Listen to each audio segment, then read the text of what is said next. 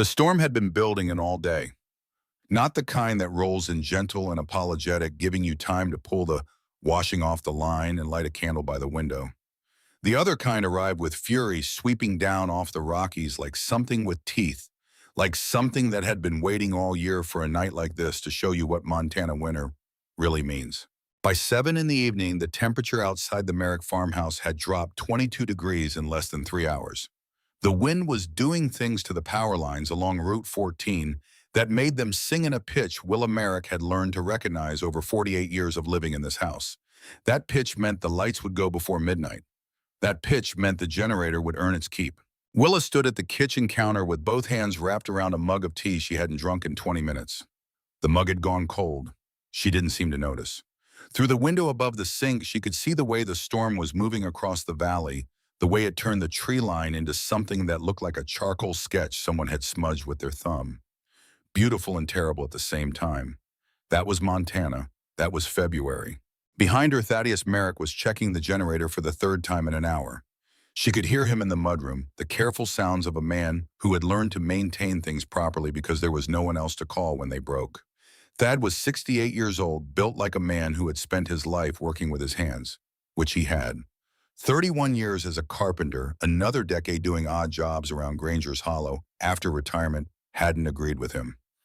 He had the kind of face that didn't give much away, weathered and lean, with eyes that still looked sharp even when the rest of him was tired. Willa knew he was tired now. She'd found the pill bottles he'd hidden in the tool shed last week. Heart medication. The kind you don't hide unless you're trying to protect someone from worrying. The kind you don't hide unless you're scared. She hadn't confronted him about it yet. Nearly 5 decades together had taught her when to push and when to wait. This was a waiting situation, but it sat in her chest like a stone, heavy and cold, the knowledge that the man she'd loved since she was 24 was mortal in ways she'd been able to ignore until very recently.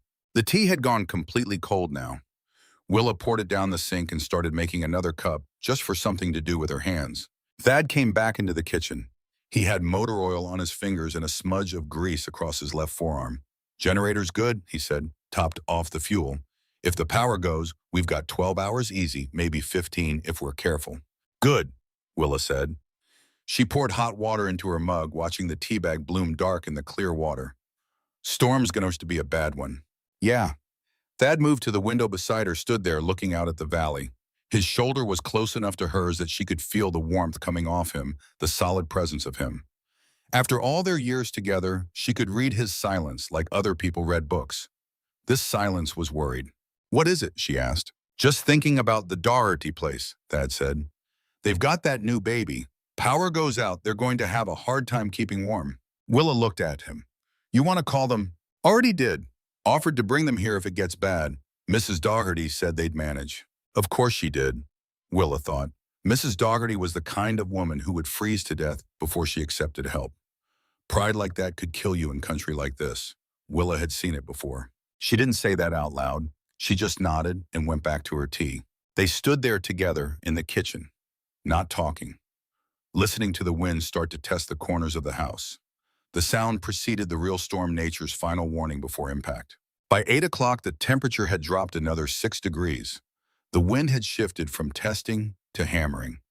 Willa could hear it in the way the old farmhouse responded, the small creaks and groans of wood and nails holding against pressure. The house had been built in 1946 by Thad's father, built to last, built to take whatever the Rockies wanted to throw at it. It had stood for 78 years. It would stand through this. Willa was in the living room when she heard it. At first she thought it was thunder, low and rolling coming from somewhere south of the valley. But it didn't have the rise and fall of thunder. It had a steadiness to it, a rhythm that was mechanical and deliberate, not natural, not weather. She set down the book she'd been pretending to read and went to the window. Thad was already there. "You hear that?" he said. "I hear it." They stood together in the dark living room, looking out at the storm, listening to the sound get closer. It was building now, not fading, getting louder, more distinct. Engines, multiple engines, many engines running together, building off each other into something that was larger than the sum of its parts. Headlights appeared around the bend in Route 14. One set, then 2, then 5. Then Willa stopped counting because they stopped being individual lights and became a river of them, white and yellow beams cutting through the sleet, sweeping across the valley road like searchlights. Jesus, Thad said quietly. Motorcycles. Dozens of them. Maybe more than dozens. They were coming down Route 14 in a long column, moving slowly through the storm engines, roaring against the wind. Even from this distance, even through the dark, in the sleet, Willa could see the shape of them. Big bikes, heavy bikes, the kind of motorcycles that meant something specific. The column slowed as it approached the long gravel drive that led up to the Merrick property. For a moment, Willa thought they would keep going, just passing through, just trying to outrun the storm. They didn't keep going. They stopped. Right at the end of the drive, one by one, the engines cut. In the sudden relative quiet, Willa could hear the wind hammering the porch roof. She could hear her own breathing. She could hear Thad's breathing beside her, faster now, shorter. Thad, she said, I see them. Men were climbing off the bikes.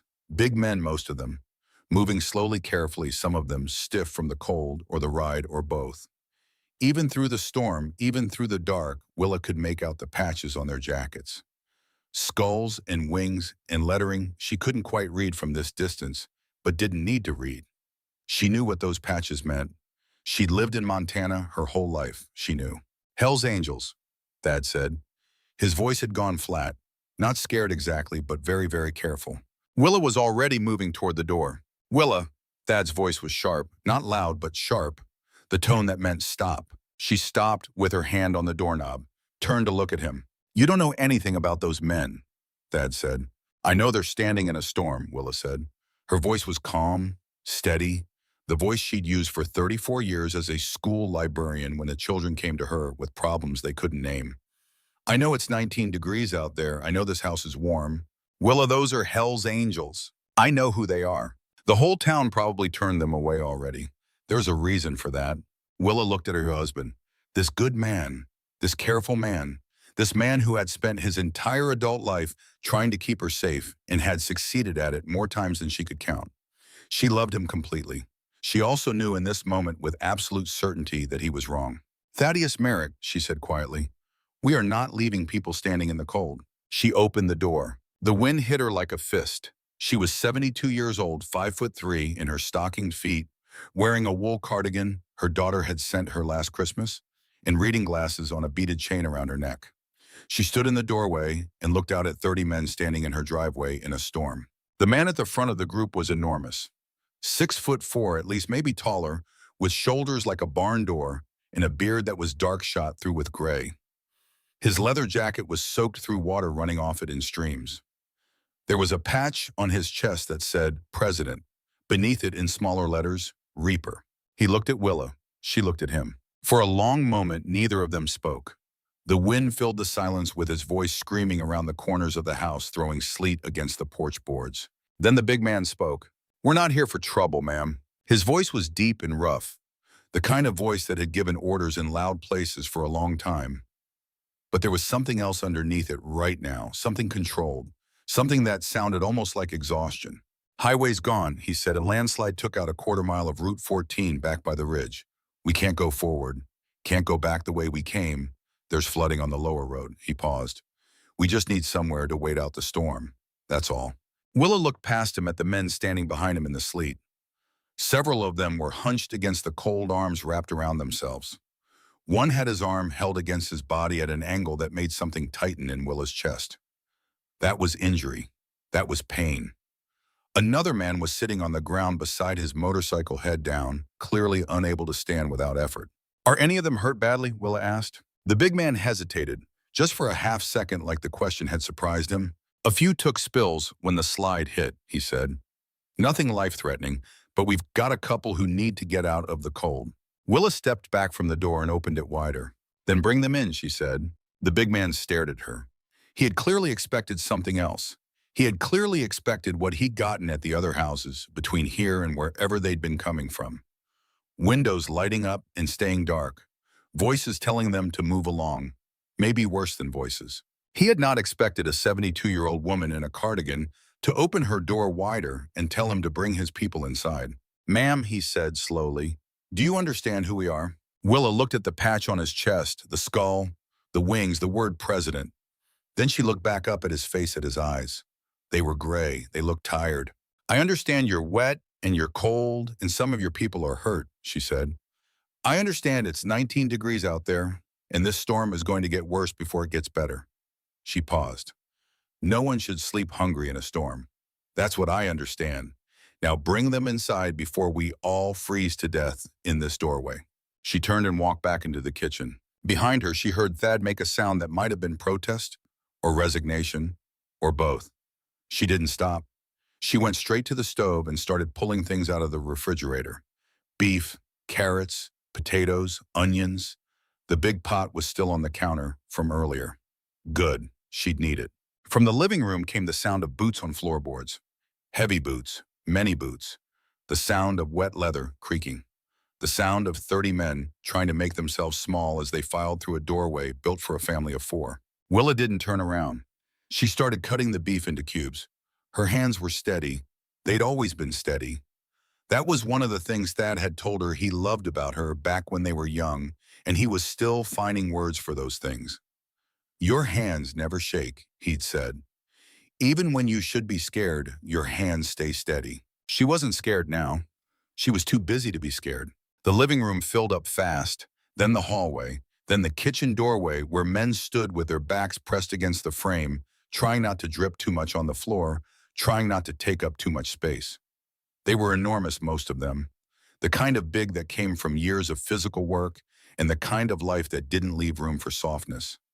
But standing here in her kitchen, dripping in cold and careful not to touch anything, they looked almost fragile, like they knew they didn't belong here, like they were waiting for someone to tell them to leave. Willa glanced up from the cutting board. Thad, she said, the big pot, top shelf. For a moment, Thad didn't move. He was standing in the corner of the kitchen, watching the doorway fill with men in leather jackets, and his face had that expression it got when he was working through something he didn't have words for yet. Then a young man stepped forward. He couldn't have been more than 22, 23 at most. Thin-faced, dark hair with a black eye that was a couple days old and yellowing at the edges. He had a small scar through his left eyebrow that made it look like it had been split and healed wrong. "Let me get it, sir," the young man said. Thad looked at him. The young man looked back. There was something in his face that Willa recognized immediately. Respect, real respect, the kind you can't fake. "Top shelf?" Thad said. "Might need to reach." "Yes, sir." The young man went to the pantry, reached up without hesitation, and brought down the big pot. He handed it to Thad like he was handing over something valuable, like it mattered that he do it right. "Thank you," Thad said. "Yes, sir." The young man stepped back into the hallway. He didn't push for more conversation. He just stepped back and stood there with his hands folded in front of him, watching Willa work at the stove. She met his eyes for just a second. He looked away immediately like he'd been caught staring. But in that second, Willa saw something. She saw a boy who'd been taught manners by someone who cared about such things. She saw a boy who was trying very hard to do everything right in a situation where he wasn't sure what right looked like. She went back to the beef. The big man Reaper moved through his men and positioned himself in the kitchen doorway. He was too large for the frame. He had to duck his head slightly, angle his shoulders to fit, but he didn't push inside. He just stood there watching Willa at the stove. "You don't have to do all this, ma'am," he said. Willa didn't look up. "I know I don't have to," she said. "I want to." She set the beef in the skillet, and the first sizzle hit the air, and something in the room shifted, just slightly, just barely. But Willa felt it. She'd been teaching children for 34 years. She knew how to read a room. The smell of cooking meat in a warm house. It was such a simple thing, such a fundamental thing. And it reached these 30 cold, wet, road-battered men somewhere underneath all their leather and their patches and their carefully constructed walls. It reached the part of them that was still just people standing in from the storm. Thad set the pot on the counter beside the stove. He didn't say anything, but Willa felt his presence there solid and steady. Their long partnership meant that she knew his every movement, anticipated his reach before he made it. They moved like two parts of a single system, each one knowing where the other would be. "The man outside," Thad said quietly, keeping his voice low under the sound of the sizzling beef. "The one sitting on the ground. He needs to be inside." Reaper turned to look at Thad. "That's Boone," Reaper said. "He took a hit when the slide came through. Ribs, we think. He doesn't want to make a fuss." "Nobody in this house makes a fuss," Thad said. "But nobody sits in sleet with broken ribs either. Tell him to come in." Reaper looked at Thad for a long moment. Something passed between them. Some kind of recognition. Some kind of understanding between two men who had both spent their lives learning how to read other men in situations where reading them wrong could be costly. Then Reaper nodded to one of the men near the door who ducked back outside into the storm. 2 minutes later, they brought Boone in. He was maybe 40 years old, compact and muscled with a shaved head and both arms tattooed from wrist to shoulder in designs Willa couldn't make out clearly from where she stood. His face was the color of old paper. He was trying very hard not to show how much pain he was in. Willa recognized that too. She'd seen it before in children who'd fallen and didn't want to admit they were hurt. In adults who thought showing pain was showing weakness. Thad pulled a chair out from the kitchen table. "Sit," he said. Boone sat. His breath caught when he lowered himself, and he shut his eyes, for a half second, his jaw clenching tight. "Can you take a deep breath for me?" Thad asked. Boone inhaled slowly. His face went a shade paler, but he made it through. "That's good," Thad said. "Ribs are cracked, not broken through. You're going to hurt for a few weeks, but you're not going to puncture anything. You're lucky." He went to the bathroom and came back with an elastic bandage and a bottle of ibuprofen. He wrapped Boone's ribs with the careful efficiency of someone who'd done this before, showing him how to breathe in a way that minimized the pain, telling him to stay seated unless he absolutely had to move. "You a doctor, sir?" Boone asked. His voice was tight with pain but steady underneath. "No," Thad said. "But I spent 2 years in Korea and we didn't always have doctors." The room went very quiet. One of the older bikers, a man with silver hair and a weathered face like old leather, was standing in the hallway. He'd been watching Thad work. Now he spoke. "Marines, 82nd Airborne," Thad said. "But I worked with Marines, good men, all of them." The silver-haired man nodded slowly. Something shifted in his expression. Something that had been guarded went neutral. Not friendly exactly, but no longer suspicious. Thad finished wrapping Boone's ribs. He showed him how to get up without making it worse, told him to take the ibuprofen with food, told him to call out if the pain got sharper or if breathing became difficult. "Yes, sir," Boone said. Thad straightened up and went back to the kitchen to help Willa. The beef stew was already building. The smell was spreading through the house, rich and heavy and profoundly domestic. Willa moved around Thad in the familiar dance of their kitchen, each one knowing where the other would be, what the other would need. She started the cornbread batter. He stirred the pot. They didn't talk. They didn't need to. From the living room came the sound gradually of men beginning to talk to each other in low voices. The silence that had held for the first 20 minutes was starting to break. Someone laughed short in surprise like they hadn't meant to. Then it was quiet again, but the quality of the quiet had changed. The tension had gone down a degree. Just 1 degree. But in a room full of 30 men who didn't know if they were welcome, 1 degree could mean everything. A young biker appeared in the kitchen doorway, the same one who'd gotten the pot down for Thad. Up close, Willa could see he was even younger than she'd thought. Maybe 22. Baby-faced under the black eye and the road dirt. He was holding his helmet in both hands in front of him, turning it slowly. "Ma'am," he said to Willa. She turned to look at him. "Can I do anything to help?" Willa studied him for a moment. This boy with his black eye and his careful hands, and his need to be useful. This boy who was standing in a stranger's kitchen asking if he could help cook. "Can you set a table?" she asked. "Yes, ma'am." "Good. Silverware's in the drawer next to the sink. We're going to need 2 sittings. There's not enough chairs for everyone at once. First round eats, then second round. You decide with your people who goes when." He stared at her for a second like he was processing the fact that she'd just given him a task and trusted him to execute it properly. "Yes, ma'am," he said again. He went to the drawer. Willa caught Thad's eye across the kitchen. He held her gaze for exactly 1 second, just long enough to tell her he was seeing what she was seeing. The boy was setting the silverware with great care, straightening each fork, placing each knife with precision. The kind of attention that said someone had taught him somewhere that how you set a table tells people whether you respect them. He respected this house. Willa went back to the stew. In the living room, someone had found the old magazine stacked beside the fireplace and was flipping through one without much purpose, just for something to do with his hands. Another man was asleep, sitting up against the far wall, head back, snoring softly enough that nobody mentioned it. A biker with a gray-streaked beard was examining the broken leg on the dining room chair that had been propped in the corner for 3 weeks, waiting for Thad to fix it. The man looked up as Thad came through. "You got wood glue, sir." Thad brought the wood glue. The man worked on the chair with focused precision, clamping it carefully, setting it aside to cure. When he was done, he looked at Thad. "You do carpentry?" Thad asked. "Little bit," the man said.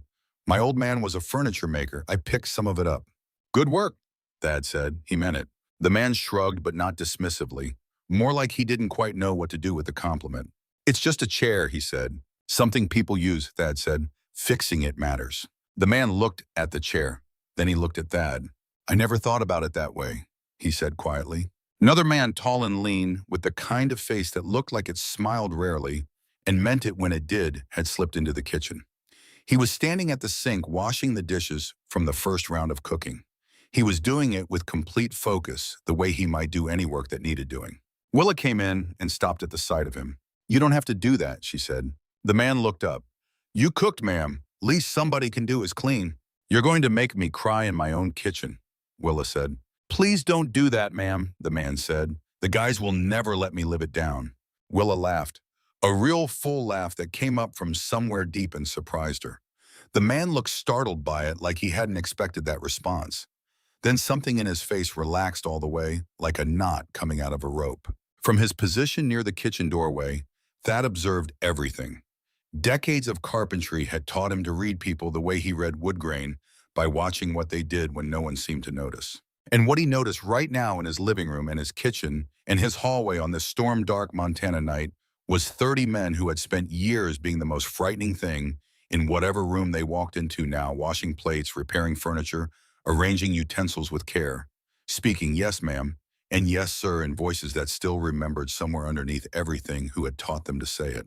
It was the saddest and the most beautiful thing Thad had seen in a very long time. Around midnight, Willa sat down for the first time. Thad brought her a cup of tea and sat across from her at the kitchen table. For a few minutes, they just sat there together in the noise and the warmth of their suddenly very full house. You doing okay? Thad asked. I'm good, she said. My feet hurt. You've been standing for 5 hours. So have you. I'm younger than you. You're 68, I'm 72. 4 years is nothing. She smiled and sipped her tea. Thad watched her. He'd been watching her for nearly 5 decades, and he still found new things to notice. The way her hair, white now instead of blonde, caught the kitchen light. The way her hands, wrinkled and spotted with age, still moved with grace and certainty. The way she held her teacup like it was something valuable. Willa, he said quietly. Yeah, that big one, Reaper. He's been looking at something on the wall all night. I know, Willa said. Do you know what? Willa turned her teacup slowly. I have a thought, she said, but I don't think tonight's the time for it. Thad looked at her. Some things, Willa said, have to find their own moment. Thad nodded. He understood that. He'd always understood that about her. She had an instinct for timing for when to speak and when to wait. It was one of the things that had made her such a good librarian. Children would come to her with problems they couldn't name, and she would know when to ask questions and when to just sit with them in silence until they found the words themselves. From the living room came the sound of someone laughing quietly, then another voice low saying something that made the first person laugh again. Outside, without either of them noticing exactly when it happened, the wind had gentled. It was still raining, still cold, but the worst of the storm had passed. Not with an announcement, just with a slow lessening, like a fist unclenching one finger at a time. Thad looked at the clock on the kitchen wall. 12:47 in the morning. He looked at his house full of strangers. He looked at his wife, eyes half closed over her tea, still wearing her wool cardigan, still with her reading glasses on the chain around her neck. And Thaddeus Merrick, who was not a man given to large feelings expressed in words, thought, I have had a good life. Whatever comes next, whatever this night becomes, whatever it means, I have had a very good life. And this woman is most of the reason why. He didn't say any of that out loud. He picked up his mug. You should sleep it, he said. In a little while, she said. Willa, Thad. They sat there in the warm kitchen of their full and improbable house. Outside, the storm moved on. Inside, 30 men who had been told their whole lives that they were the kind of people the world locked its doors against were sleeping on the floors, in the chairs, and the couch of 2 people who had simply refused to lock the door. Nobody knew yet what was already in motion. Nobody in that house had any idea what Reaper had already decided, sitting in that hallway staring at a photograph of 2 soldiers grinning in Korea 72 years ago. What would arrive with the morning? Thad slept for maybe 3 hours. He didn't mean to sleep at all. He'd settled into the armchair in the corner of the living room around 2 in the morning, telling himself he was just going to rest his eyes, keep watch, make sure nobody needed anything. But the warmth of the house and the low sound of 30 men breathing and the fact that he hadn't stopped moving in 7 hours caught up with him, the way exhaustion always does when you finally stop fighting it. He woke to the smell of coffee. For one confused second, he thought it was a normal morning. Then he heard the voices, low and multiple, coming from the kitchen. And he remembered all at once where he was and who was in his house and why. He was on his feet before the thought finished forming. The living room was full of sleeping men, some on the floor, some on the couch, one still sitting upright in the dining room chair with his arms crossed and his chin on his chest. The room smelled like rain and leather and something else Thad couldn't quite name. Not unpleasant, just the specific smell of a space that had absorbed the presence of many people overnight. In the kitchen, Willa was already at the stove, and she was not alone. Standing beside her, cracking eggs into a bowl, with the focused attention of someone who'd been given a task and intended to do it correctly, was the young one, the one who'd set the silverware the night before. Up close in the morning light coming through the kitchen window, Thad could see he was even younger than he'd looked in the dark. 22 at most, maybe younger. He had a thin face and careful hands, and the kind of expression that said he was trying very hard not to mess this up. More to the left, Willa was saying. See how the heat's not even on that burner, you have to compensate. The young man adjusted the pan. Like this? Better. Now don't walk away from it, eggs will stick if you're not paying attention. Yes, ma'am. Thad stood in the doorway and watched his wife teach a Hell's Angel how to scramble eggs at 6:30 in the morning. Willa saw him. Sit down, she said without turning from the stove. Coffee's ready. How long have you been up? Thad asked. Long enough, she said, which meant she hadn't really slept. Thad poured his coffee and sat at the table. The young man glanced at him sideways. Morning, sir, the young man said. Morning, Thad said. He watched the kid manage the eggs with the concentrated focus of someone learning a skill in real time. Not just going through the motions, actually learning, actually trying to get it right. You cook much? Thad asked. The young man made a face that was almost a smile. No, sir, mostly I eat gas station food. That explains some things, Thad said. The young man looked over his shoulder, not sure if that was a joke. Thad's face gave him nothing. The young man looked back at the pan. She's been teaching me for the last hour, he said quietly. Mrs. Merrick, teaching me eggs and how to make toast without burning it and how to tell when the coffee's ready. He paused, focusing on the spatula. She explained things like I was actually going to use them after today. Like it mattered that I learned it right. Thad drank his coffee. It was good. Willa always made good coffee. It does matter, Thad said. The young man was quiet for a moment. Then, without looking up from the pan, nobody's ever showed me how to cook before, not like this. The kitchen went quiet except for the sound of the eggs sizzling. Willa reached over and adjusted the heat under the pan without comment. The young man watched her hand, nodded to himself, filed the information away, somewhere he'd remember it. Thad set his mug down. He was about to say something when he heard footsteps in the hallway. Not loud, just deliberate. The sound of someone moving with purpose. He turned. Reaper was standing at the entrance to the hallway looking at the wall of photographs. He'd been there before, Thad remembered. Last night. Standing in that exact spot for a long time staring at something. Thad stood up. He walked to the hallway and stood a few feet behind the big man. Reaper didn't turn around. He just kept looking at the photograph. The one on the left third from the top. The one taken somewhere outside Pyongyang in 1952. Two soldiers, both of them young enough to look like boys, dressed up in uniforms that were too real for them. Thad on the left arm around the shoulders of another man, both of them grinning like something was funny. Thad couldn't remember what was funny. He could only remember what came after. You sleep at all? Thad asked. Some, Reaper said. He didn't turn around. Thad waited. In his experience, which was considerable in men like Reaper, men who carried something large and unresolved and heavy did not respond well to being pushed toward it. You had to let them find their own way to the door. You had to be patient enough to still be standing there when they got there. Reaper's shoulders rose and fell, a slow breath. The man in that photo, he said. On the right, what was his name? Thad looked at the photograph, at the other soldier, at the face he hadn't looked at clearly in years. Because looking at it meant remembering, and remembering meant opening doors he'd learned to keep closed. Rourke Ashford, Thad said. We called him Rourke. He was a good man, best kind of man. Reaper's jaw tightened. Did he ever, Reaper started, stopped, started again. Did he ever mention a son? Thad's chest went still. He looked at the back of Reaper's head, at the gray-streaked beard, at the broad shoulders, at the way this enormous and genuinely frightening man was standing right now like he was bracing for an impact he'd been expecting for years. He mentioned a boy, Thad said carefully. He talked about him when we were in the medical tent after the firefight near the Chorwin Valley. He was in and out of it for 2 days from the pain and the morphine. When he was in, he talked about getting home. He said he had a boy waiting for him who was going to grow up to be either a president or a hellraiser, and he couldn't tell yet which. The hallway went completely silent. Reaper's head dropped forward about half an inch. That sounds like him, he said. His voice had gone somewhere Thad hadn't heard it yet. Somewhere much lower, much more unguarded. That sounds exactly like him. Thad's heart moved in his chest. Rourke Ashford was your father, Thad said. It wasn't a question. Reaper didn't answer right away.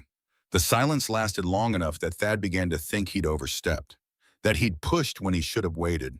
Then the big man turned around. His eyes were red at the rims, not wet, not yet, but the kind of red that comes right before wet when you're fighting it with everything you have.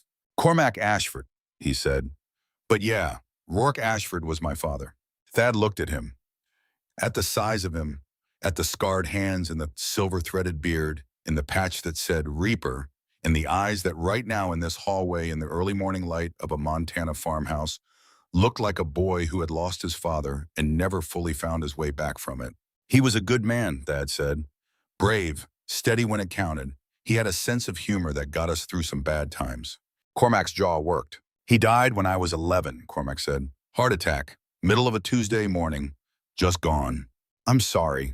He used to talk about the war. Not a lot, but sometimes. He talked about a soldier who pulled him out of a bad situation near Chorwin. Wouldn't leave him behind, even when it was safer to. Said this man carried him 400 yards through a minefield to the evac zone. His voice thinned slightly. He said that man's name was Merrick. Thad said nothing. The memory came unbidden, snowblood the weight of a man across his shoulders. Minds clicking underfoot. Run. Don't stop. Don't think. Run. I never forgot that name, Cormac said. I was 11 years old and I never forgot it. Because my father didn't say it like a war story. He said it like, he stopped, pressed his mouth together. He said it like it was the reason he made it home.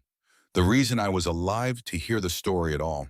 The walls of the hallway seemed to press in slightly. Not threatening, just the way walls do when a room contains something too large for its dimensions. Thad had carried a lot in his 68 years. He'd carried grief and loss and the weight of things seen and done in places far from home. He'd carried the knowledge, sometimes joyful and sometimes crushing, of having outlived men he'd admired. He'd carried quietly and, without complaint, the specific loneliness of being a veteran in a country that thanked you for your service and then expected you to stop needing to talk about it. He had not carried until right now the knowledge that one of the men he'd saved was standing in his hallway 54 years later, and that the boy that man had talked about, the boy who was going to be a president or a hellraiser, was this man. This chapter president of a motorcycle club. This man with the scarred hands and the tired eyes and the weight of his own losses written across his face. Why didn't you say something last night? Thad asked. Cormac made a sound that was almost a laugh and almost wasn't. Because I wasn't sure at first. Saw the photo and I thought maybe. Then I was sure and I didn't know what to do with that. He paused. And then your wife fed 30 of my people. Fixed up Boone's ribs. Taught Declan how to cook eggs. At 1 a.m. And he stopped. I needed to think. Thad nodded. He understood that. He'd always understood that. You look like him, Thad said. Around the eyes. Same way of standing. Cormac blinked. People said that, he said quietly. When I was younger, people said that all the time. From the kitchen, Willa's voice floated into the hallway, calm and domestic and completely unaware of what was happening 10 feet away. Thad, breakfast is almost ready. Will you see if anyone else is awake? Thad looked at Cormac Ashford. Cormac looked at Thad Merrick. Two men who had never met until last night, connected by a moment 54 years ago in a country halfway around the world.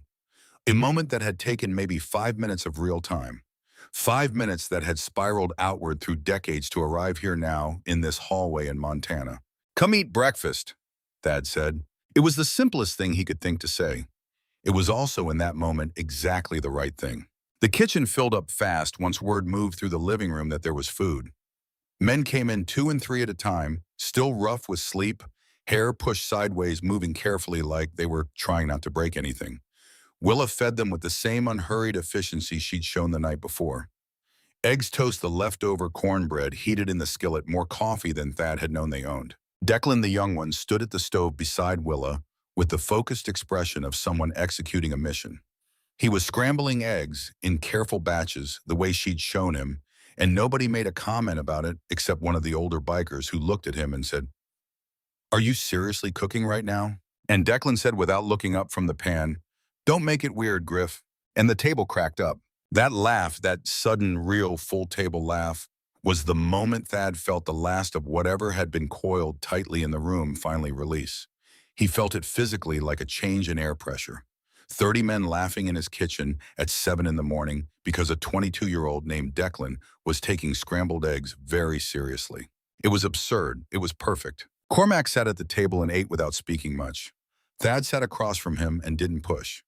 Some things once said needed room to breathe. They'd said enough. Now there was just the simple work of eating together. Halfway through breakfast, one of the men Thad hadn't spoken to much, a quiet, broad-shouldered man named Pike, who wore his leather cut with the worn softness of someone who'd had it for 20 years, reached into his jacket and placed something on the table. A folded piece of paper, and underneath it a stack of bills. "For the food," Pike said, looking at the table rather than at Thad or Willa, "and the shelter, and the rest." Willa opened her mouth. Pike looked up. "Please, ma'am," he said simply, "let us." Willa closed her mouth. She looked at Thad. Thad gave her the small nod that meant accept it gracefully. "Thank you," Willa said. Pike nodded and went back to his eggs. The interaction lasted maybe 12 seconds. It said considerably more than 12 seconds worth of things. Other things appeared on the table over the next 20 minutes. Cash under coffee mugs.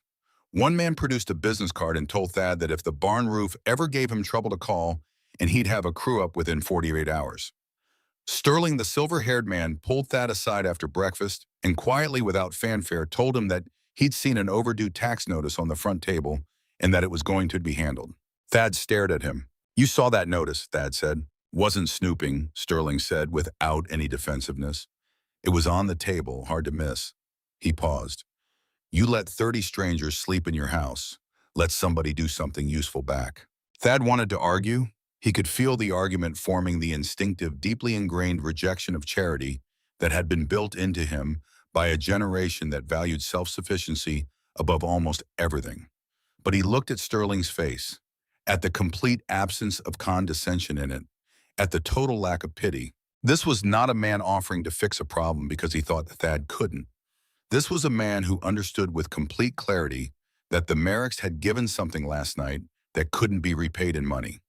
And he was trying to find something that would reach, even knowing it wouldn't reach far enough. "All right," Thad said. It cost him something to say it. Sterling heard the cost. He put out his hand. Thad shook it. That was the whole transaction. By 8:30, the men were beginning to gather near the door, pulling on jackets, checking the condition of their bikes through the window, figuring out the logistics of the road. The slide on Route 14 was still there. That wasn't going to be cleared for at least another day. But someone had found an alternate route on their phone, a longer way through the valley that added an hour but was passable. Thad and Willa stood in the living room as the men filtered toward the door. What happened next was not organized. Nobody planned it. It just happened the way things happen when 30 people who've been through something together all arrive at the same realization at the same moment. They said goodbye one by one. Not the quick, nodded goodbye of people who want to leave. The other kind. The slow kind, where someone stops in front of you and really looks at you and says something that means what it says. Boone, still moving carefully with his rapid ribs, stood in front of Willa and said, "My mother would have liked you, ma'am." Willa said, "I would have liked her too, I suspect." Boone nodded and moved on. Declan stopped in front of Thad. He stuck out his hand. Thad shook it.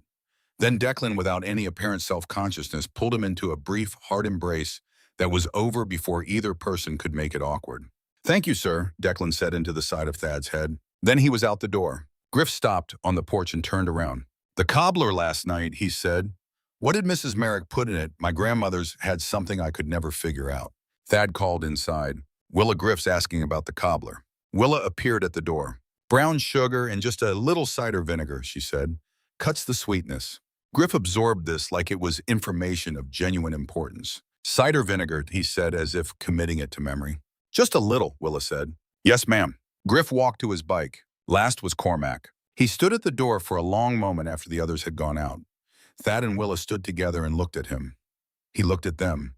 There was something happening in the air between the three of them that didn't have words for it exactly.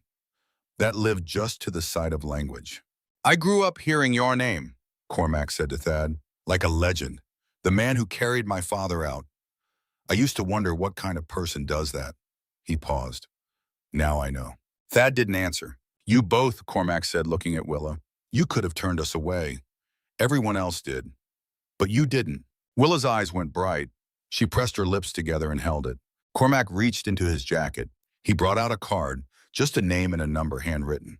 He set it on the table beside the door. "If you need anything," he said, "anything at all, you call that number, anytime." "We'll be fine," Thad said. "I know you will," Cormac said. "Call anyway." He went out.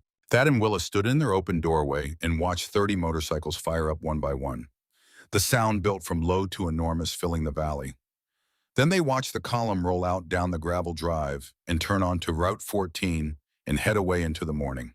The sound took a long time to fade. When it was finally quiet, Willa turned and looked at their house, at the muddy floors, at the stacked dishes in the sink, at the chairs pushed back from the table, at the coat hooks by the door with the ghost of 30 wet jackets still seeming to hang in the air. "Well," she said. "Yeah," Thad said. "That was something."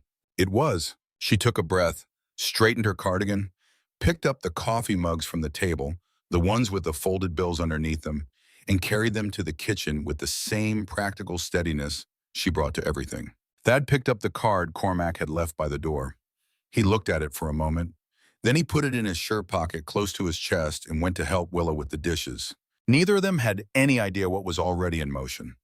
What Cormac was already planning as he rode away down that valley road, phone in his hand, making calls.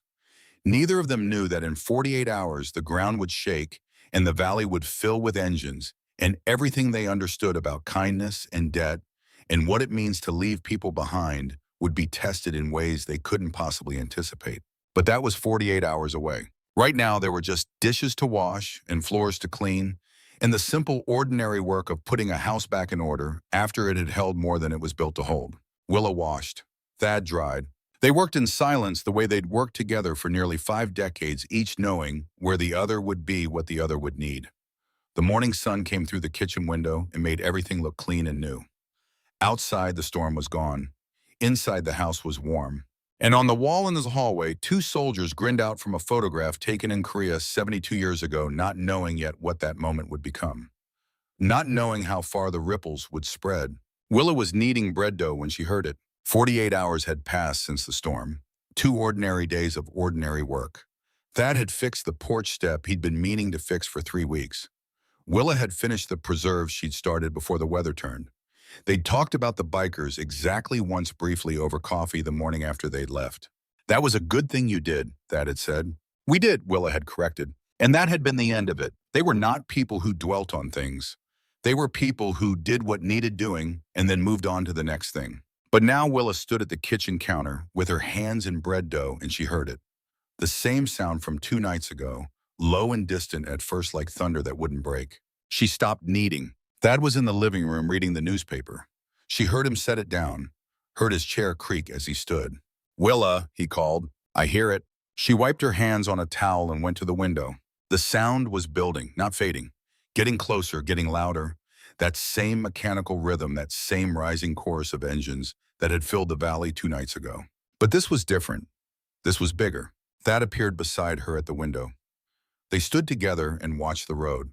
The first motorcycle appeared around the bend, then 5 more, then 20. Then Willa stopped trying to count because the column didn't stop coming. It just kept appearing, bike after bike after bike, filling Route 14 from shoulder to shoulder, stretching back around the curve until the end of it was lost from sight. "Jesus Christ," Thad said quietly. Trucks were mixed in with the motorcycles. Pickup trucks with lumber stacked in the beds. Flatbeds carrying equipment Willa couldn't identify from this distance. Vans with lettering on the sides. The whole procession moving slowly, deliberately, like something that had been planned and coordinated and executed with military precision. And all of it was turning up the gravel drive toward their farmhouse. Willa's hand found Thad's arm. "How many is that?" she asked. Thad was staring at the road, his face doing something she'd only seen a few times in nearly 5 decades. The expression he got when his mind was working faster than his ability to process what it was working on. "A lot," he said finally. "That's a lot of motorcycles, Willa." The column filled their driveway, then it filled the area in front of the barn.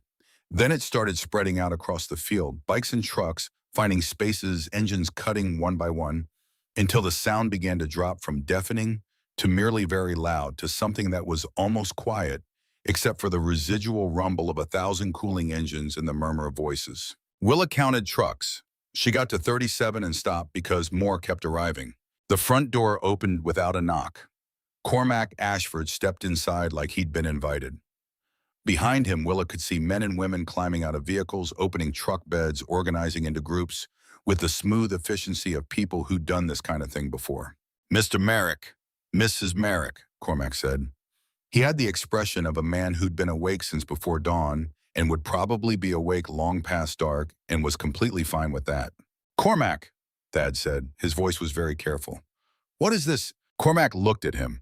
Then he looked at Willa. Then he looked back at Thad. "This is what happens when you tell 1,200 people that someone fed their brothers in a storm and asked for nothing back," he said. "This is what happens when those people find out the man who did it also carried my father 400 yards through a minefield in Korea." He paused. "We'd like to help with some repairs, if that's acceptable." Willa looked past him at the organized chaos that was currently transforming her front yard into something that looked like a construction staging area. She saw a woman with red hair directing other women toward what appeared to be outdoor kitchen equipment. She saw men with tool belts gathering near the barn. She saw someone setting up a generator. "Young man," Willa said slowly, "I don't think acceptable is the right word for what this is." Cormac's expression flickered. Uncertainty, maybe? Concern that he'd overstepped. Willa smiled. "But I'm not going to stop 1,200 people from doing good work," she said. "You'll all need lunch, though. That's going to take some coordination." The uncertainty disappeared from Cormac's face. He smiled back, and Willa saw something in that smile that reminded her powerfully of the photograph in the hallway. The one of Rourke Ashford grinning in Korea. The same warmth, the same sudden brightness. "Yes, ma'am," he said. "We brought someone for that." The woman with red hair appeared in the doorway. She was maybe 50, broad-shouldered and sturdy, with the kind of face that looked like it had seen a lot and judged none of it.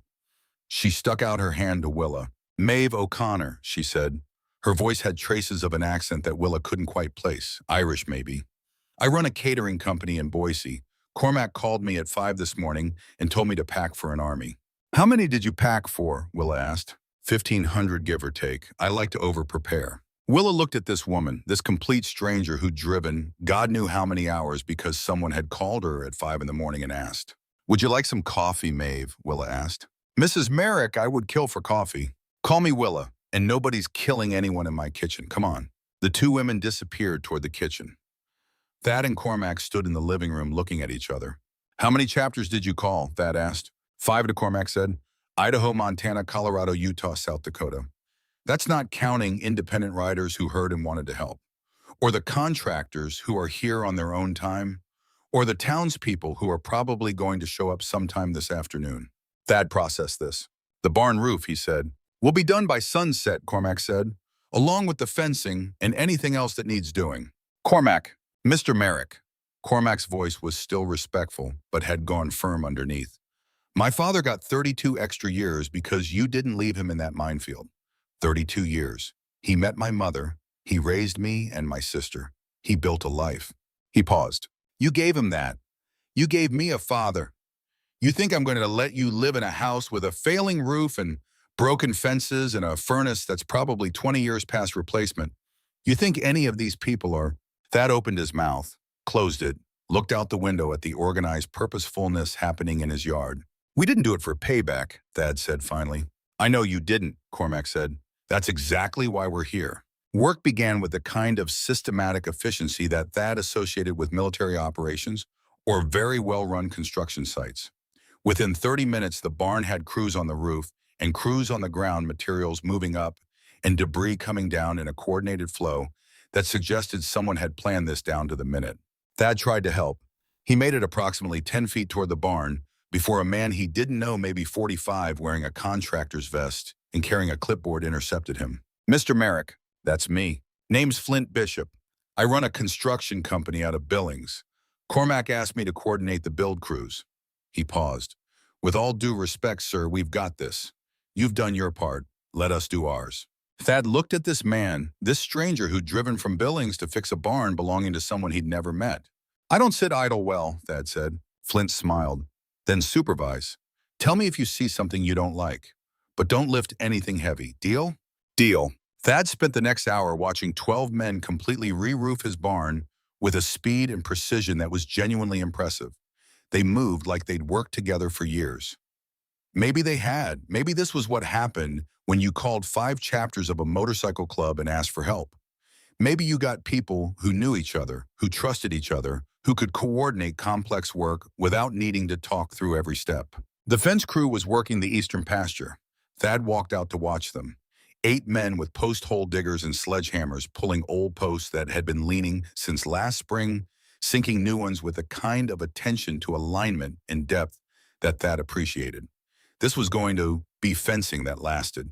This was going to be work he could trust. One of the men looked up as Thad approached. Stocky, maybe 50, with a weathered face and hands that had clearly spent decades doing physical work. "Mr. Merrick," the man said. He didn't stop working, just nodded in greeting and kept tamping dirt around a post. "Name's Ortiz. I run a crew in Bozeman."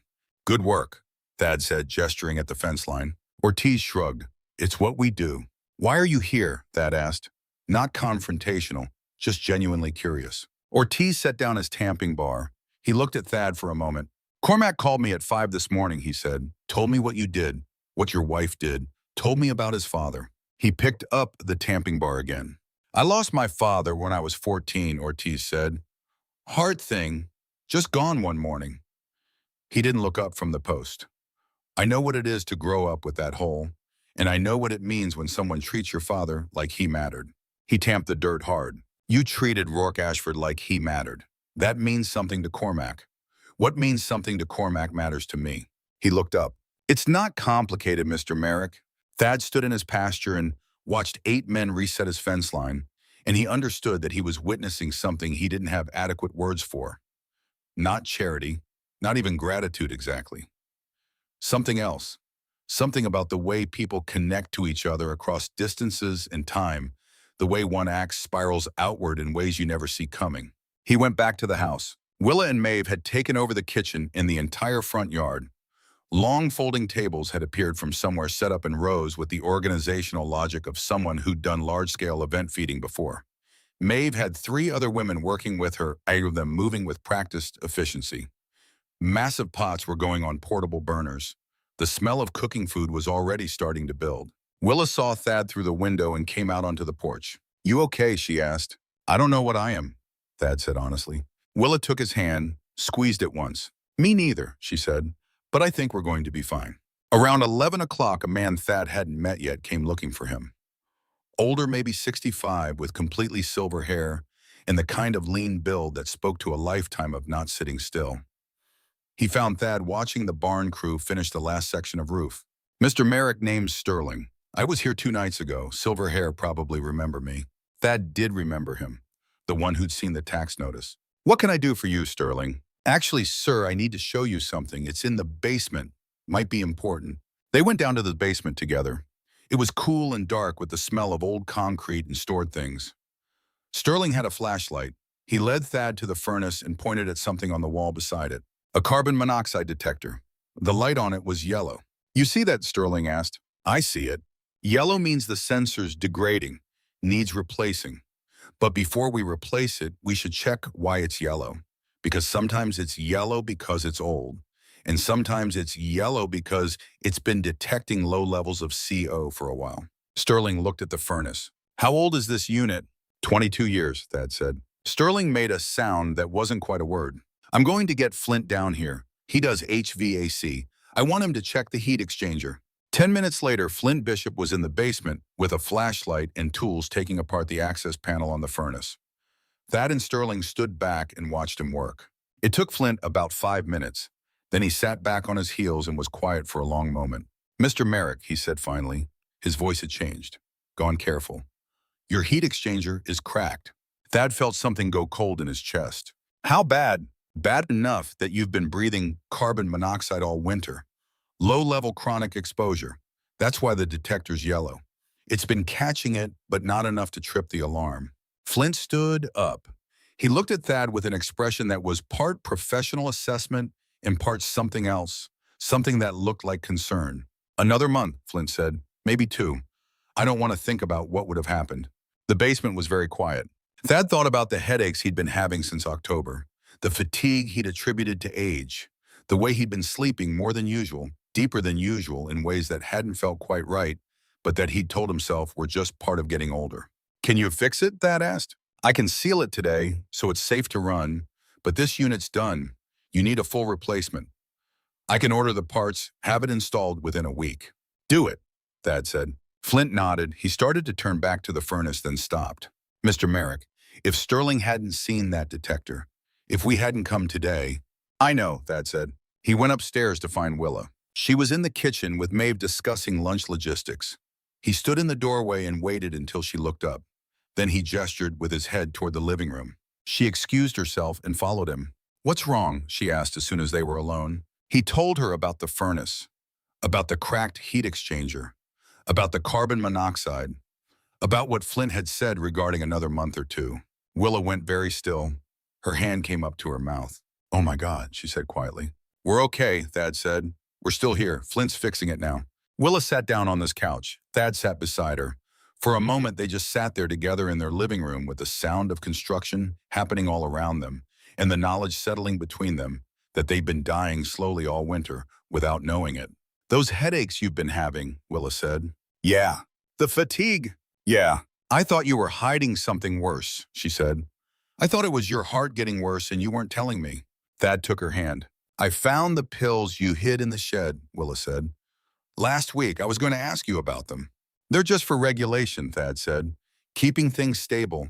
The doctor said I was fine as long as I took them. You should have told me. I know. They sat there holding hands in their living room. If they hadn't come, Willa said. If Sterling hadn't seen that detector. If Flint hadn't checked the furnace.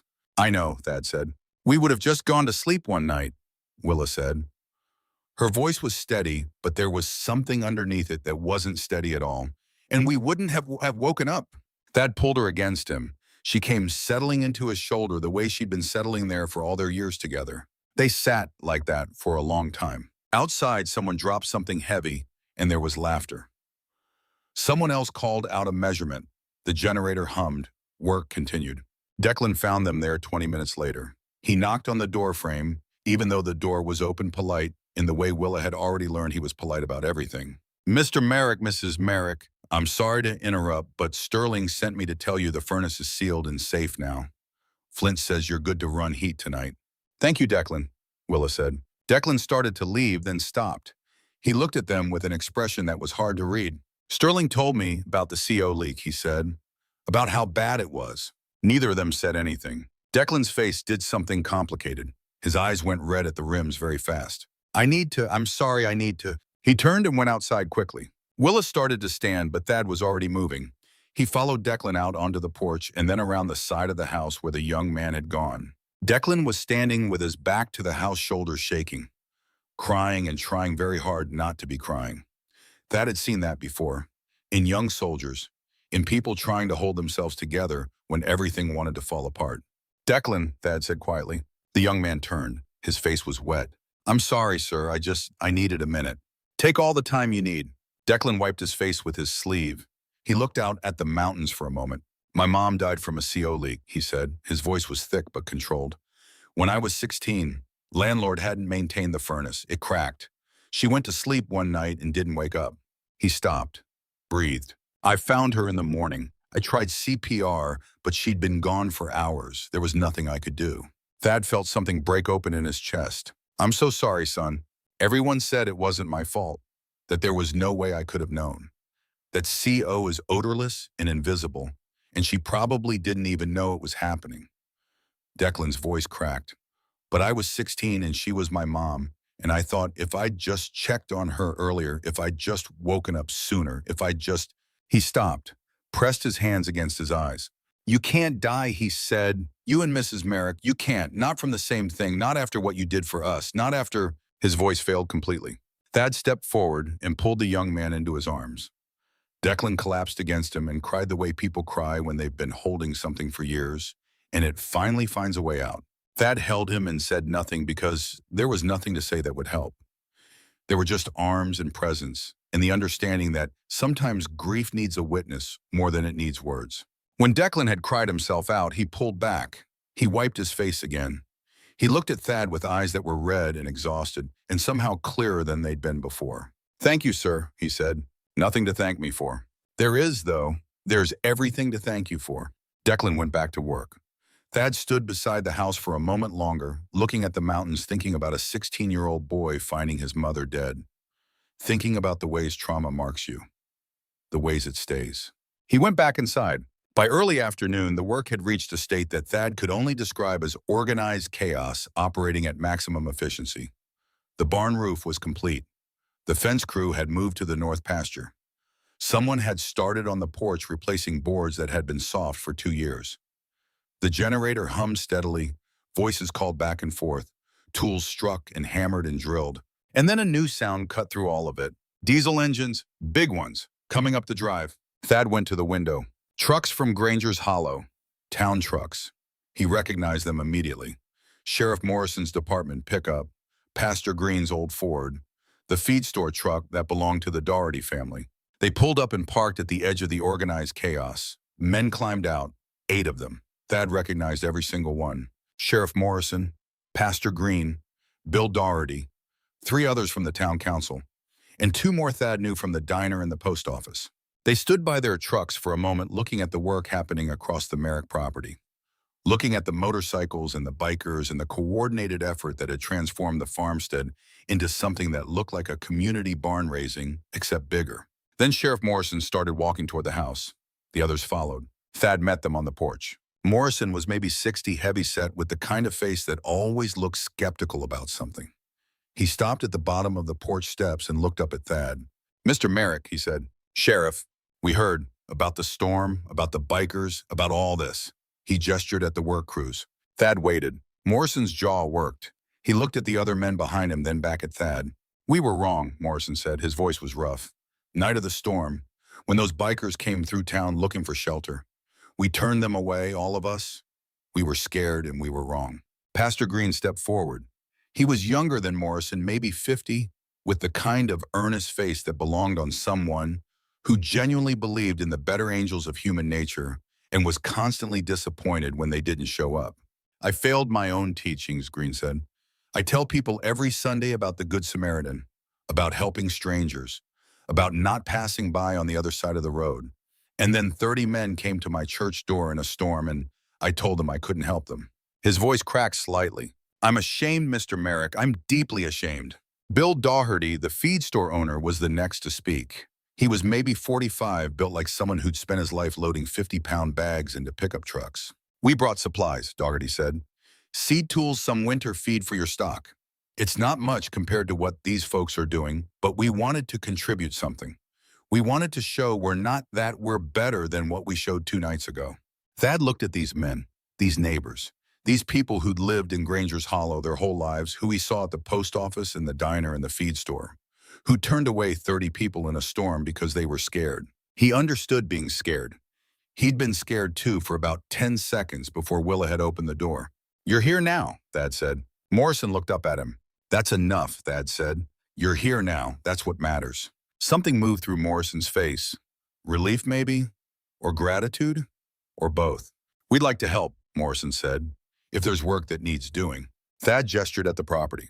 "There's plenty of work. Check in with Flint Bishop, the one with the clipboard over by the barn. He's coordinating." The men from Granger's Hollow headed toward the barn. Thad watched them go. Watched Morrison approach a biker who was carrying lumber and offer to help.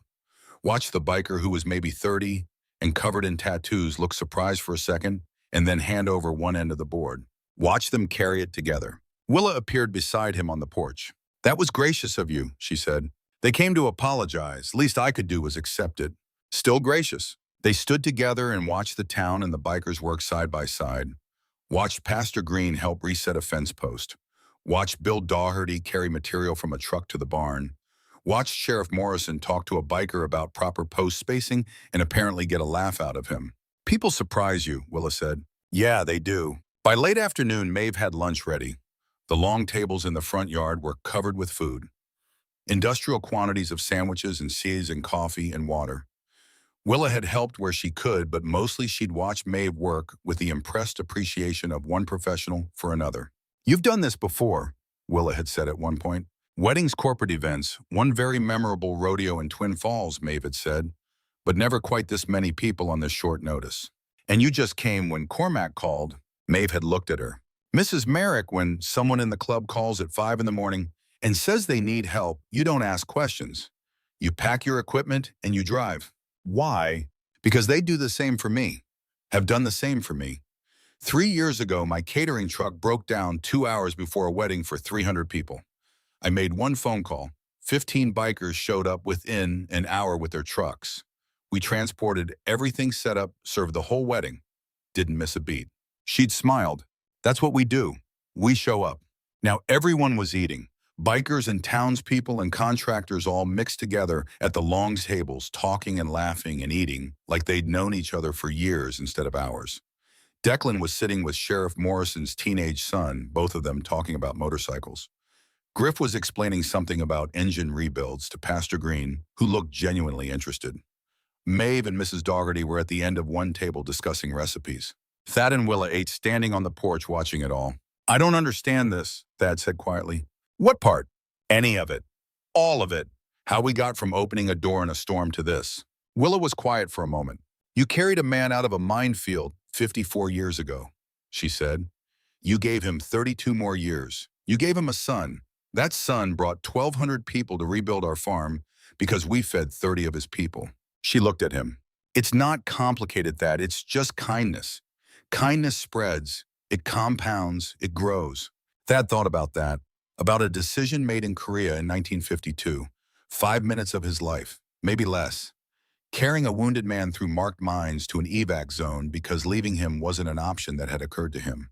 And that moment spiraling outward through decades to arrive here.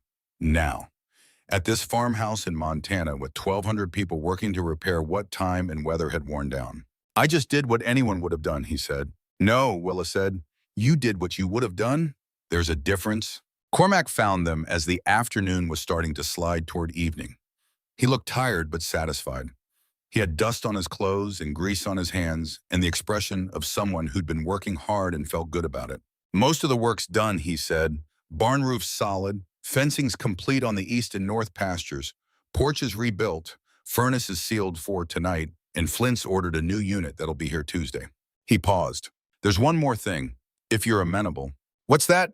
We'd like to do a ceremony at sunset, something to mark what happened here. What you did. What my father, his voice caught slightly, what my father meant to me, what you meant to him. Willa and Thad looked at each other. You don't have to make a speech or anything, Cormac said quickly. We just want to acknowledge it. Properly. Okay, Willa said. Cormac nodded. He looked relieved. Okay, sunset will gather everyone by the porch. He started to go, then turned back. Thank you, he said, for letting us do this, for letting us... He stopped, started again. My father died when I was 11. I spent 34 years thinking I didn't know enough about him, that the war had taken too much of him before I got old enough to ask the right questions.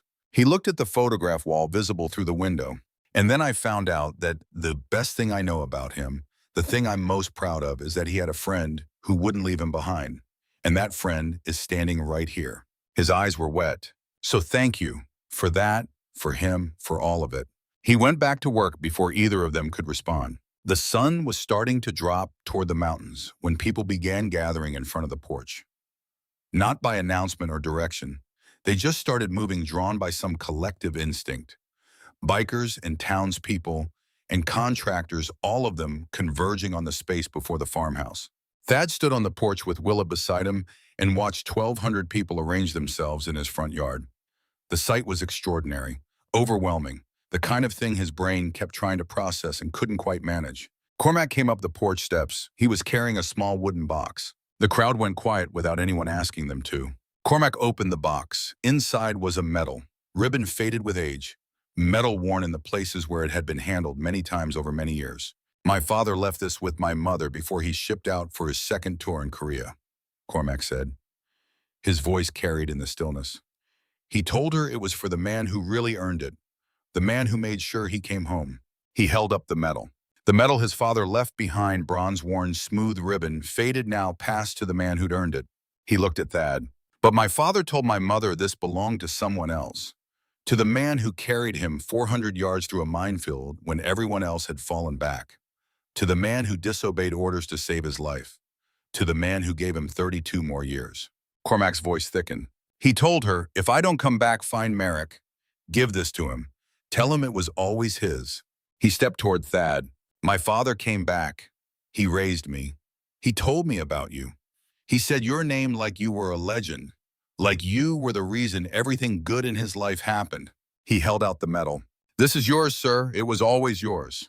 Thad looked at the medal, at the ribbon, at the medal that had been touched by Rourke Ashford's hands, at the inscription on the back that he could just make out for valor and service. His hands were shaking when he took it. He earned this, Thad said. His voice wasn't entirely steady. Rourke Ashford earned every bit of this medal. He was brave. He was a good soldier. He was a good man. He said the same thing about you, Cormac said. Every day of my childhood, he said it. The yard was completely silent. Thad looked at the medal in his hands. Then he looked at Cormac Ashford, this man who was Rourke's son, this man who had his father's eyes and his father's way of standing, and who had brought 1,200 people to a farmhouse in Montana because of something that happened in Korea 54 years ago. I couldn't save them all, Thad said quietly. Over there in Korea, I tried. God knows I tried, but I couldn't save them all. His voice broke. But I saved him, and I'm grateful. I'm so grateful that I saved him. Cormac opened his arms. Thad stepped into them. The embrace lasted a long time. Long enough that Willa felt tears start and didn't try to stop them. Long enough that Declan, standing at the edge of the crowd, put his hand over his mouth and cried. Long enough that every person in that yard understood they were witnessing something that transcended the moment itself. A debt found payment. The circle closed itself. When they stepped back, Thad's face was wet. He didn't wipe it. Cormac turned to Willa. Mrs. Merrick, he said, 2 nights ago you opened a door when everyone else locked theirs. You fed us. You treated us like people instead of what our patches said we were. He took her hands in his. You showed us what kindness looks like when it's not afraid, when it's just itself operating from principle instead of fear. His voice gentled. Thank you. For the door, for the food, for everything. Willa looked at this enormous man holding her hand so carefully like she was something precious. This man who had spent 2 days organizing 1,200 people to rebuild her farmhouse because she'd made soup in a storm. You come back anytime, she said. The door is always open. You hear me always. Cormac nodded. He couldn't speak. Behind them, someone in the crowd had a camera. The shutter clicked. Once, twice. That photograph would be shared 6 million times in the next 3 weeks. It would show Thad with a medal in his hands and tears on his face.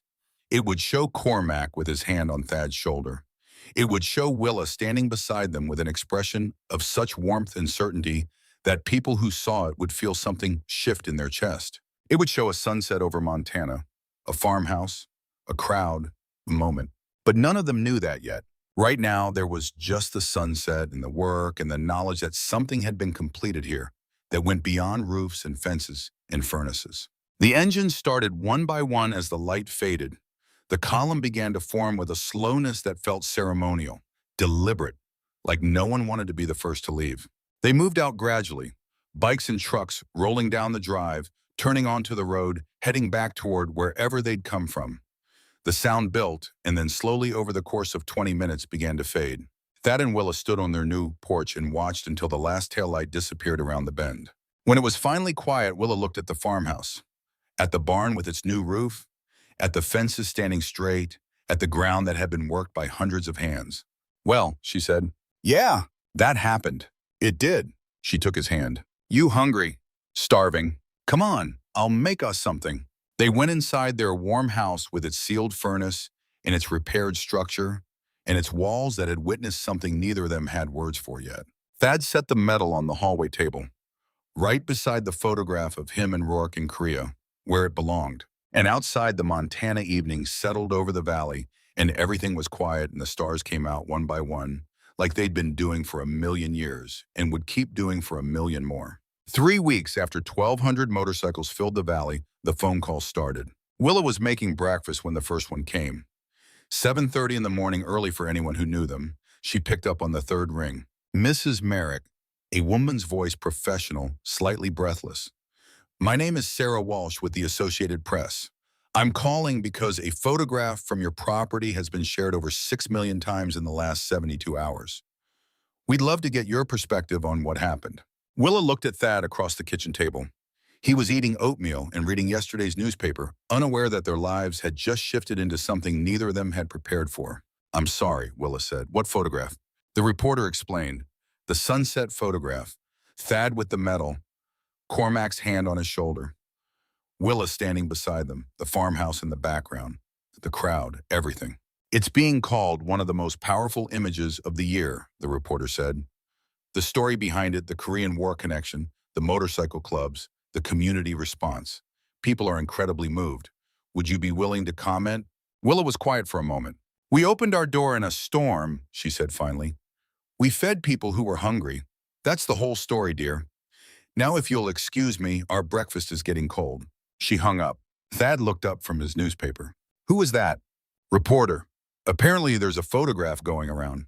What photograph? Willa told him about the 6 million shares, about the Associated Press calling, about the fact that something they'd lived through had apparently become something the whole country wanted to talk about. Thad set down his spoon. 6 million, he said. That's what she said. They looked at each other across the kitchen table. Their long shared life had prepared them for many things. This was not one of them. The phone rang again. Willa let it ring. It went to the machine. A different reporter, same basic message. Could they comment? Would they be available for an interview? The story was resonating with people. The country wanted to hear from them. It rang 4 more times that morning. Willa stopped answering after the second call. By noon, there was a news van in the driveway. Thad saw it first. He was on the porch drinking coffee when the white van with satellite equipment pulled up like it belonged there. A man and a woman got out. The woman had a microphone. The man had a camera. Thad went inside and locked the door. We've got press, he said to Willa. In the driveway. In the driveway. Willa came to the window and looked out. The reporter was walking toward the house. Professional smile.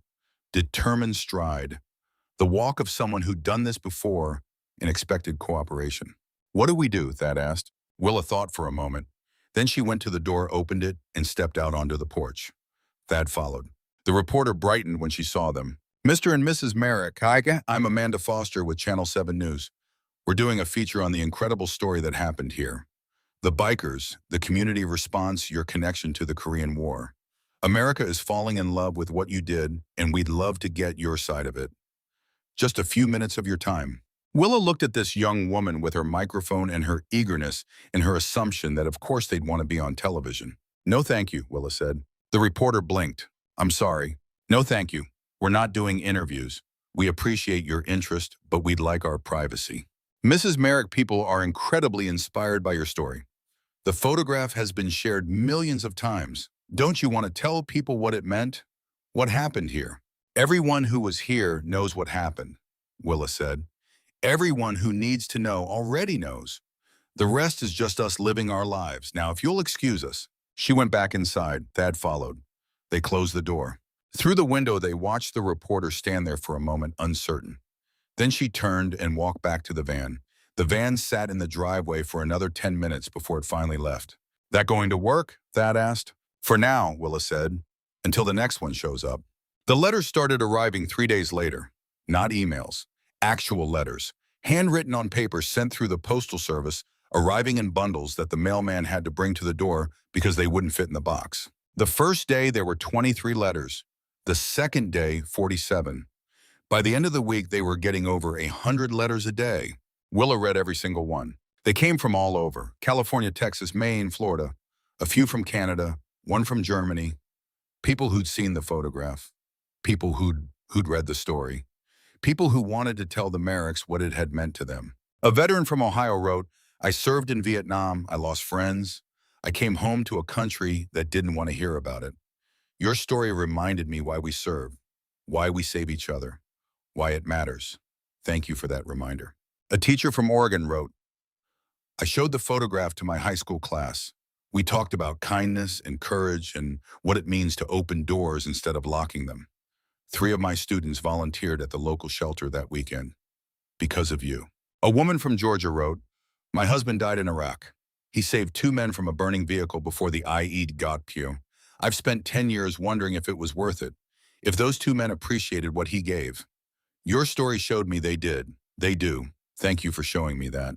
A widow in her 80s wrote, "My late husband was in Korea. He never talked about it much. But he had a friend named Patterson who he said saved his life. He talked about Patterson the way your visitor talked about you, with reverence, with gratitude. Patterson died in '67. My husband never got to thank him properly. But I'm thanking you on his behalf for saving the ones you saved, for carrying them home." Willa read them all at the kitchen table with tea that went cold because she kept forgetting to drink it. Some of them made her cry. Some of them made her smile. All of them went into a box she kept by the fireplace because throwing them away felt wrong. Thad read them too when Willa passed them to him. He didn't say much about it, but she noticed he kept a few in his shirt pocket. The one from the Ohio veteran, the one from the Iraq widow, the one from the teacher whose students had volunteered. "People need hope," Willa said one evening after they'd gone through that day's stack. "That's what this is about. They need to believe that kindness still exists, that people still help each other." "We just opened a door," Thad said. "That's enough," Willa said. "Sometimes that's all it takes." Declan called in late March, 6 months after the storm. His voice on the phone was different than Willa remembered. Steadier, more certain. "Mrs. Merrick, it's Declan from that night. I know who you are, dear. How are you?" "I'm good. Really good, actually. That's why I'm calling. I wanted to tell you something." Willa settled into the kitchen chair, phone pressed to her ear. "I'm listening." "I got a job with Flint Bishop's company, the guy who fixed your furnace. He offered me an apprenticeship, HVAC and general contracting. Good pay, benefits, the whole thing." "Declan, that's wonderful." Yeah, it is, but that's not the only thing." He paused. "I called my dad, first time in 4 years. We talked for 2 hours. He cried, I cried. It was really good." Willa felt her throat tighten. "I'm so proud of you. You told me something that night. When you were teaching me to cook eggs, you said paying attention to small things is how you learn to do big things right. I've been thinking about that a lot, about how small things matter. They do matter. I know that now. And I wanted to say thank you for showing me, for teaching me." They talked for another 20 minutes about his work, about his father, about the fact that he was thinking about going back to school part-time, taking some business classes, maybe running his own company someday. When they hung up, Willa sat at the kitchen table for a long time looking at nothing in particular, feeling something she didn't have words for. Pride, maybe, or satisfaction, or just the knowledge that something she'd planted had grown into something real. Thad found her there. "You okay?" That was Declan. "He's doing well, really well." She told him about the job, the phone call to his father, the plans for school. Thad sat down across from her. "You did that," he said. "I taught him to scramble eggs." "You did more than that. You know you did." Willa looked at her husband, this good man who'd spent 54 years carrying the weight of the ones he couldn't save, and only recently learning to accept gratitude for the ones he had. "We did it together," she said, "like we do everything." Thanksgiving came with a phone call from Cormac in early November. "Mr. Merrick, I have a proposal," he said. No preamble, direct the way he was about most things. "I'm listening." "Thanksgiving's in 3 weeks. I'd like to bring some people up. Not 1,200 this time, maybe 60, 70. We want to help some folks in the area who need it. Repairs, food, whatever they need. Use your farm as a staging point, if that's okay. We'd bring everything we need, wouldn't put you out." Thad was quiet for a moment. "Cormac, when is there a time when this farm isn't available for what you're describing?" He could hear Cormac's smile through the phone. "Yes, sir, we'll be there." The Thanksgiving convoy arrived the Tuesday before the holiday. 67 motorcycles and 15 trucks. They set up camp in the field where 1,200 people had worked 6 months earlier. The organization was the same. The efficiency was the same. But the scale was more manageable, more intimate. Cormac had identified 3 targets. Gerald Sutherland, an 81-year-old Korean War veteran, living 12 miles out with a roof that had been failing for 2 years. The Brennan family, who'd lost their main income when the father was injured at the lumber mill. The Hastings place where an elderly couple was trying to maintain a farm that had become too much for them. They split into crews, repairs, supplies, food deliveries. Willa coordinated with Maeve, who'd driven up from Boise again.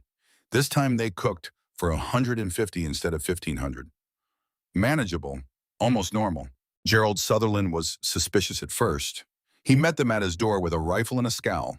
"I don't need charity," he said. Thad had gone with the first crew. He stood at the base of Gerald's porch and looked up at this old Marine with his rifle and his pride and his roof that was visibly sagging. 82nd Airborne, Korea 51 to 53, Thad said. "You." Gerald's expression shifted slightly. "Marines, 5th Regiment, 52 to 54. Then you know nobody here is offering charity. We're offering what you'd do for us if positions were reversed." Gerald looked at the crew of bikers standing behind Thad, at the trucks full of materials, at the evidence of organized competence. He lowered the rifle. "Chosen Reservoir," Gerald said. "Winter of 50. You there?" "No, I was at Pork Chop Hill. Heard about Chosen, though. Heard it was hell." "It was hell," Gerald said quietly. "Lost half my unit." "I'm sorry." Gerald was quiet for a long moment. Then he looked at Thad with eyes that had seen things no one should see and survived anyway. "I haven't talked to anyone in 2 years," Gerald said. "Not really talked. Just the grocery store clerk, the mailman. Nobody real."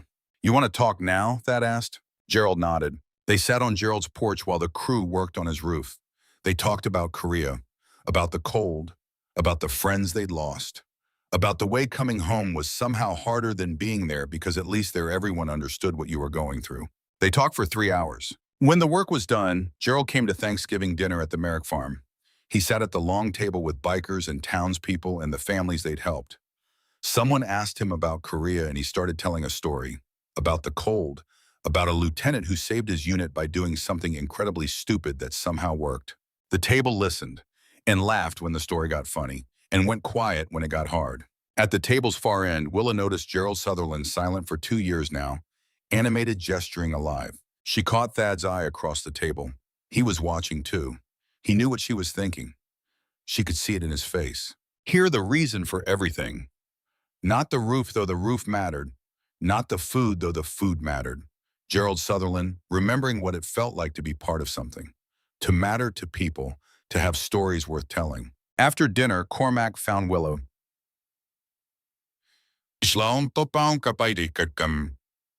in the kitchen. "Mrs. Merrick, call me Willa, dear. I've told you that." Willa. He tried it out. It still felt awkward in his mouth, like he wasn't quite comfortable with the familiarity. "I wanted to ask you something." "Go ahead." "Would you be okay if we made this a tradition, coming up every Thanksgiving? Finding people who need help, using your place as base." Willa looked at this man who'd brought 67 people to help strangers because someone had once helped him. "Cormac, this farm is as much yours as it is ours. You rebuilt it. You're welcome here anytime, especially if you're doing good work." "Thank you." He started to leave, then turned back. "My mother passed away last year," he said. "Cancer. She never got to meet you. But I told her about you, about what you did. She said you sounded like the kind of woman who makes the world better just by being in it." Willa's eyes went bright. "That's kind of her." "It's true, though. You do. You make things better." He left before she could respond. Willa stood in the kitchen with her hands in dishwater, crying quietly while outside the sound of 67 people who'd spent their day helping strangers filtered through the window. The Thanksgiving tradition continued. Year 2 brought 90 motorcycles. Year 3 brought 120. By year 5, they were helping 8 families and had expanded to include winter weatherization and emergency repairs year-round. The letters kept coming. Not as many as that first month, but steady. 20 or 30 a week. People who'd heard the story. People who'd been inspired. People who wanted to say thank you for showing them that kindness still existed. Willa kept reading them, kept saving them in boxes by the fireplace, kept writing short responses when people included return addresses, though she never said much. "Just thank you for writing. Yes, people are good. Keep believing that." Declan visited once a month like clockwork, sometimes more. He'd finished his apprenticeship and was working full-time for Flint's company now, making good money, saving for school. He'd reconnected with his father and his younger sister. He'd started dating a woman named Sarah who worked at the library in Bozeman. "She reminds me of you," Declan told Willa one afternoon. They were sitting on the porch drinking lemonade. "The way she talks to people, the way she sees them. Bring her by sometime, Willa said. I'd like to meet her. He did. 2 weeks later, Sarah was 24, dark-haired, quiet in the way of people who are listening more than they're waiting to talk. She and Willa spent an hour in the kitchen talking about books and libraries and the way small kindnesses compound over time. When they left, Thad said, that boy's going to marry her. I know, Willa said. You okay with that? I'm happy for him. He deserves happiness. So do you, Thad said. Willa looked at him. I have happiness. I have you. I have this house. I have people who visit and work that matters and letters from strangers telling me I made a difference. I have more happiness than most people ever get. Thad took her hand. Yeah, me too. The call came on a Tuesday morning in February, 7 years after the storm. Willa had been feeling tired for a few weeks. More than usual. The kind of tired that sleep didn't fix. She'd made an appointment with Dr. Morrison in town. Just a checkup. Nothing serious. Dr. Morrison called with the test results. Willa took the call in the kitchen. Thad was outside checking on the new batch of chickens they'd gotten last month. He didn't hear the phone ring, didn't hear Willa's voice go quiet, didn't know anything was wrong until he came back inside and found her sitting at the table with her hands folded and her face very still. Willa, she looked up at him. That was Dr. Morrison. The tests came back. Thad felt his chest go tight. And pancreatic cancer, stage 4. She said 6 months, maybe 8, if I respond well to treatment. The kitchen went very quiet. Thad sat down across from her. His hands were shaking. He put them flat on the table to make them stop. Okay, Barrett, he said. Okay, we'll get a second opinion.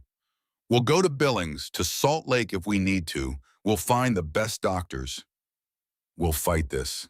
Willa reached across the table and took his hands. Thad, look at me. He looked at her. I'm 79 years old. I've had a good life. A very good life. I've been married to you for nearly half a century. I've taught hundreds of children. I've read thousands of books. I opened a door in a storm and it changed people's lives. Her voice was steady, calm, the same voice she'd used when she told 30 Hell's Angels to come inside out of the cold. I'm not going to spend my last months in hospitals fighting something that can't be beaten. I'm going to spend them here, in this house, with you, doing what I've always done. Willa, I've made my decision. I'm at peace with it. I need you to be at peace with it too. Thad looked at his wife, this woman who'd been the center of his world for all their years together. This woman who taught him what courage looked like when it wasn't loud or dramatic. Just steady, just sure. He wanted to argue. He wanted to fight. He wanted to rage against the unfairness of it. Instead, he squeezed her hands and said, okay. They told Cormac 2 weeks later. He came up from Idaho as soon as he heard. He sat with them in the living room and listened to what Dr. Morrison had said about timeline and pain management and quality of life. When Willa finished, Cormac was quiet for a long time. Then he said, what do you need? Nothing, Willa said. Mrs. Merrick. Willa, you don't get to say nothing. Not to me. What do you need? Willa thought for a moment. Keep doing the Thanksgivings. Keep helping people. When I'm gone, keep the tradition. That's what I need. Done. What else? Take care of Thad when it gets hard. When I'm not here anymore, check on him. Make sure he's not alone. Cormac's jaw tightened. I will. I promise. What else? That's it. That's all I need. Cormac nodded. He sat there for another minute, not speaking, his hands folded between his knees. Then he said, you changed my life. You know that, right? You and Mr. Merrick, you showed me what kindness looks like when it's real. When it's not afraid, I carry that with me every day. Willa's eyes went bright. You're a good man, Cormac Ashford. Your father would be proud of you. He left an hour later. When his motorcycle disappeared down the drive, Thad found Willa standing at the window with tears on her face. You okay? No, but I will be. The word spread through the club networks within days. Willa Merrick was dying. The woman who'd opened her door in a storm. The woman who'd fed them and taught Declan to cook and shown them what it looked like when someone chose kindness over fear. The letters came in different now. Not from strangers, from people who'd been there, who'd eaten at her table, who'd worked on her farm, who'd been touched by what she'd done. Griff wrote, you reminded me of my grandmother. You made me remember that good people still exist. Thank you for that. Sterling wrote, you treated us like we mattered, like we were people first and bikers second. That meant everything. Maeve wrote, you taught me that feeding people is about more than food. It's about dignity, about community, about love made tangible. I carry that with me in everything I do. Declan came every week, sometimes twice a week. He'd sit with Willa on the porch and they'd talk about his work, about Sarah, about the wedding they were planning for next summer. I wish you could be there, Declan said one afternoon. I'll be there, Willa said. Maybe not physically, but I'll be there. Tears fell without permission. Willa's hand found his steady pressure speaking what words couldn't. The end came in April, sooner than Dr. Morrison had predicted, but peacefully, gently, the way Willa had lived. Thad was with her. They were in bed together the way they'd been for all their years, her hand in his, her breathing shallow but steady. Thad, she said, I'm here. Don't lock them out. Promise me. I promise. I love you. I've loved you since I was 24 years old. I'll love you forever. I love you too, so much. She smiled. Then she closed her eyes. She was gone before morning. The funeral was 4 days later. 563 motorcycles lined the road to the church. The entire town of Granger's Hollow turned out. 800 people in a church that sat 400. They filled the pews and stood in the aisles and gathered outside in the spring sunshine. Cormac spoke. He told the story of the storm, of the door opening, of the kindness that had changed everything. Declan spoke. He told the story of learning to scramble eggs, of being seen by someone who had no reason to see him, of finding his way because someone had shown him it was possible. Gerald Sutherland spoke. He told the story of sitting on his porch talking about Korea for the first time in decades, of remembering what it felt like to matter. Thad couldn't speak. He sat in the front pew with his daughter Carol on one side and Cormac on the other and listened to people talk about the woman he'd loved for all those years. Listened to them describe her the way he'd always seen her, as someone who made the world better just by being in it. At the graveside, 563 engines started at once, not in menace, in salute, in honor, in goodbye. Thad stood beside the grave with his hand on the coffin and listened to that sound rise and fill the valley and echo off the mountains. Then it was quiet, and Willa was gone. Thad lived 3 more years. He stayed on the farm, kept the house, maintained what needed maintaining. Cormac called every Sunday. Declan visited every week. Carol came up from Denver once a month. He was alone, but not lonely. There's a difference. The Thanksgiving tradition continued. Thad was there every year, watching the crews work, talking to veterans who needed someone who understood, doing what Willa would have wanted. Declan, now 30 and steady in ways his 22-year-old self couldn't have imagined, married Sarah in June, 14 months after Willa died. Thad walked Sarah down the aisle because her father had passed away years ago, and she asked him to. He stood in for the father she'd lost and thought about the son he'd gained. They had a daughter the following spring. They named her Willa. When Thad held her for the first time, he cried for 20 minutes and didn't apologize for it. He died on a Saturday morning in late October. He'd been working in the garden, just fell over, gone before he hit the ground. Heart attack, fast and clean. The funeral procession was 2.4 miles long, over 1,100 motorcycles. Every person who'd been part of the Thanksgivings, every person who'd been touched by what the Merricks had done. They buried him next to Willa on a hillside overlooking the farm. The headstone read, Thaddeus and Willa Merrick, who taught us that kindness is the bravest act. After the funeral, Cormac went to the farmhouse alone. He had a bronze plaque and tools. He mounted the plaque beside the front door where anyone coming to the house would see it. It read, to Willa and Thad Merrick, who treated strangers like family. The door remains open. 10 years passed. The farmhouse became the Ashford Merrick Foundation headquarters, a nonprofit dedicated to helping veterans and families in need. The Thanksgiving convoys continued. Year 15 brought 420 motorcycles and help for 67 families. Declan ran the foundation. He and Sarah had 3 children now. Willa, who was 9, Thaddeus, who was 7, and Grace, who was 4. On a Tuesday afternoon in November, a family knocked on the farmhouse door. Their car had broken down 2 miles back. Storm coming in, temperature dropping fast. They had 2 young children and nowhere to go. Declan opened the door. He looked at this family cold and scared and stranded, and he thought about a night 12 years ago when he'd been young and lost and a woman had taught him to scramble eggs at 1 in the morning. Come in, he said. No one should be out in weather like this. The family came inside. Declan got them warm clothes and hot food. Sarah made tea and talked to the mother about the storm and how long it would last. The children played with toys that had belonged to Willa and Thaddeus when they were small. That night, after the family had gone to sleep in the guest rooms upstairs, Declan stood in the hallway looking at the photographs on the wall. Thad and Rourke in Korea, Thad and Cormac at sunset, Thad and Willa on their wedding day. The plaque beside the door. Sarah came to stand beside him. You okay? Yeah, just thinking about them, about what they started. They'd be proud of you. I hope so. Sarah took his hand. Entry stays clear, she said. Yeah, it does. Outside, the storm that had been building all day finally arrived. Wind and sleet and cold. But inside the farmhouse, it was warm. 5 people who'd been strangers an hour ago but were safe and fed and sleeping in beds that had been prepared for them by people who understood what it meant to open doors instead of locking them. And on the wall in the hallway, 2 soldiers grinned out from a photograph taken in Korea 74 years ago, not knowing then what their moment would become, not knowing how far the ripples would spread. But the ripples had spread. They were still spreading.